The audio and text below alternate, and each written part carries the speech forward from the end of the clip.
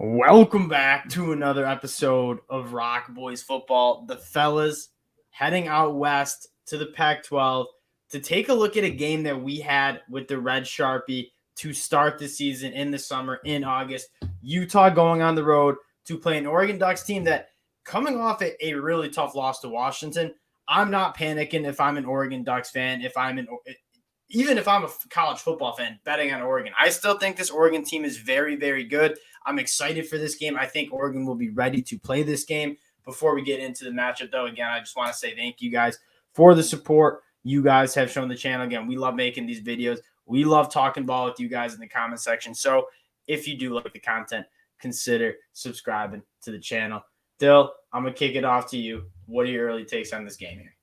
I mean, just from afar, you got to think Oregon wants to come in here and prove that they are not the Oregon of old that got boat raced by Utah twice last year. And not even just like the score was what it was, but physically just manhandled from start to finish.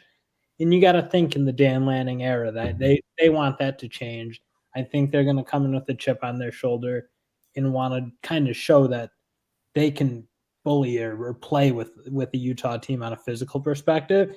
And frankly, if we're just talking what Utah's done this year, I think this is like not a bad year for Oregon to kind of snap back and beat them up a little, because Utah's just not playing that same physical brand on either side of the line of scrimmage I think they have in the past. And I think that's almost a testament to what Coach Whittingham is doing at Utah, because I'm with you. You watch Utah, and specifically when you watch them against UCLA, like this is a team that they're not going to spread you out, throw it around, and beat you with the speed. They're going to beat you as a bully up front on both sides of the line of scrimmage. They're trying to do that this year. And like you look at how their season is going, 8-2, 6-1 in the Pac-12. They're still a damn good football team, a top 15 football team. But they don't have the personnel that they had last year, the last couple of years, to play that physical kind of bully ball in the Pac-12. But they're still playing it at a high level. And I think that a lot of that has to do with how good Cam Rising has been. I mean, he is a legit NFL level quarterback, one of the best quarterbacks in the country, in my opinion. Why I like this matchup so much for Oregon is you look at why Oregon lost that game to Washington, why we didn't even want to bet it. To Oregon, a team that we've been betting on kind of throughout the season because they're very good. Why we didn't want to take them against Washington, it was a matchup nightmare for Oregon. Oregon's young in the secondary. They're inexperienced, and quite frankly, they are not that good in the secondary. What does Washington want to do to you? They're going to spread you out, make you cover every blade of grass, and kind of isolate some of those defensive backs that are a little inexperienced, who are not as good, and attack you. And that's exactly what they did. Michael Penix going for over 400 yards. It was just a matchup nightmare for Oregon. You mentioned it, like, Utah can't do that. Outside of Valley, they don't have wide receivers that are really going to scare you. Their passing game primarily comes from their tight ends. Guys like Dalton Kincaid, who is a stud tight end, but more of a middle of the field guy, not a vertical guy that really can hurt some of that Oregon, those younger, not as good Oregon defensive backs. For that, like on that message, that's why I'm leaning Oregon. But again, can Utah push the ball and attack that secondary? Seems to be one of the question marks.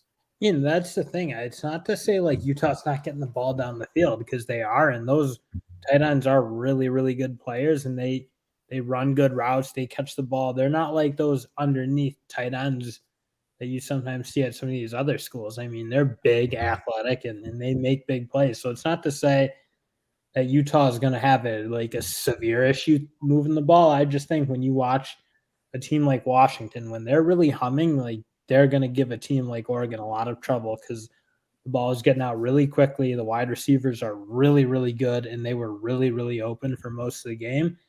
And you're right. I just like when you look at how Oregon's position, their front seven's actually pretty good, especially led by those linebackers, led by Noah Sewell, who's really good. And they're not – I don't think they're a team that's going to be run on like they were last year. And again, I just don't think Oregon or Utah can consistently pop off and hit them with the big plays that have been hurting this. That kind of gets to why I like Oregon so much is I think Oregon might be better at Utah at their own brand. I mean, Oregon, for my money, has the best offensive line in the Pac-12. You have two running backs, including add on Bo Nix, but you have two running backs in Bucky Irving, Noah Whittingham, who are both averaging 6+ yards per carry. Bo Nix also in that category. They establish the run, then they're going to hit kind of that explosive play with the play action guy to guys like Troy Franklin. Utah, on the other hand, they haven't been as physically dominant. You take a look at what they're doing on the offense side of the ball.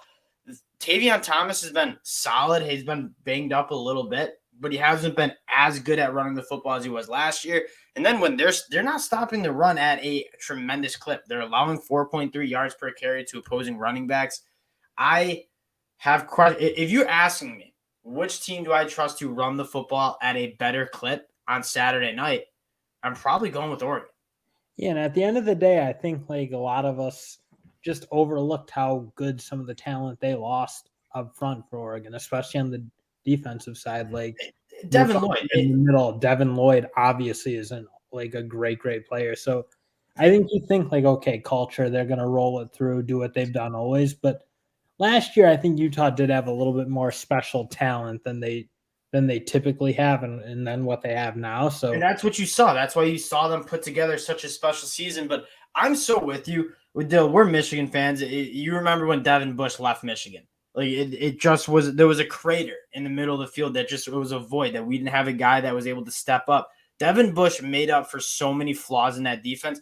Devin Lloyd did a very, very similar thing for Utah last year. He did everything for that team: sacks, tackles for loss, interceptions, sideline to sideline tackling. I mean, losing a guy like him, you can't really replace a talent. And it's showing. I mean, you look at what they Yes. do against the USC and some of these other games in Florida, how Florida is able to run the ball so effectively. UCLA.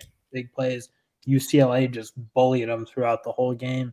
Like they just don't have their defensive line doesn't dominate. They're not suffocating anyone. Their linebackers aren't playing like Devin Lloyd level, which of course they aren't. I mean, Devin Lloyd's a once in a decade Generational talent, yeah. So I think this Utah team probably needs to reset it and kind of move forward. And again, I know this sounds like a funeral for Utah, but they're still really good. Yeah. This Oregon team is I think Oregon's got a more complete group. I think what they have at wideout is truly phenomenal. I mean, Troy Franklin looks like a real star. He's a dog.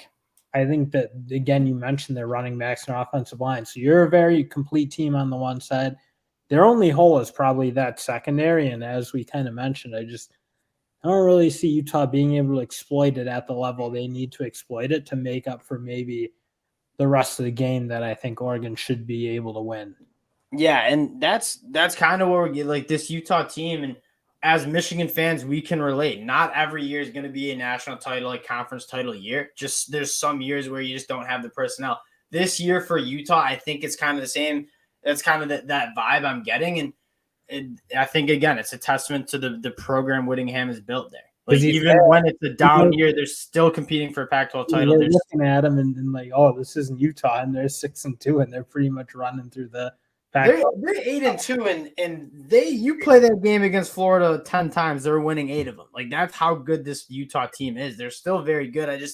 I think you said it best. I think Oregon has the more complete team, and the one weakness Oregon really has shown, I don't know if Utah can exploit it. They'll getting to the pick. Oregon opened up at 4-point favorites. It's down to 3 points. What is your lean in this game here? Yeah, I'll follow the line and say I think that Oregon should be a pretty good favorite. I mean, playing this game in Autzen Stadium obviously matters. I think Utah's a really good home team, frankly, if you watch them. Like, if this game is being played in Salt Lake City, you're getting a different tune from me, I think. Because they're one of those teams that just play different home and the road. And frankly, Oregon's going to be rocking. That stadium has been a really sick environment all year. So I think that fan base is exciting. And again, we just kind of mentioned, I just think Oregon has more of a complete team, and I just don't think Utah's good enough at what they need to be or want to be good enough to make up for some of the lack of talent in the other spots. And there's like for Oregon, the college football playoffs probably out of reach now, but Pac-12 championship, Rose Bowl, like there's a lot of really good things that Oregon can still be up for. I don't see it as a letdown game. If there's any coach that's going to get the guys ready for a big game, it's going to be Dan Lanning. I think the fans are excited. I think the players are excited for the direction this Ducks team is going. Dill, I'm with you. Oregon, they've been a team we've liked. I like them in this spot with the short number. I think they're the more complete team. I don't know if Utah is going to be able to beat them in the way they beat them in the past. With that, they got too much of the game resting on Cam Rising. I mean, if he doesn't play like Heisman level football, and he has frankly been playing really good ball most of the year. They just don't really have much of a shot in these big games, I don't think. I mean, you saw what he did against kind of USC, taking that team back, like just played so well. And I don't know if that's like the way you want to have to kind of bet a team to do that when their quarterback is such a big part of what they do. Yeah, I think I'm with you there, and that'll probably do it again. If you guys like the content, consider subscribing to the channel. We really do appreciate it. It helps the fellas out a lot, and we'll talk to y'all later.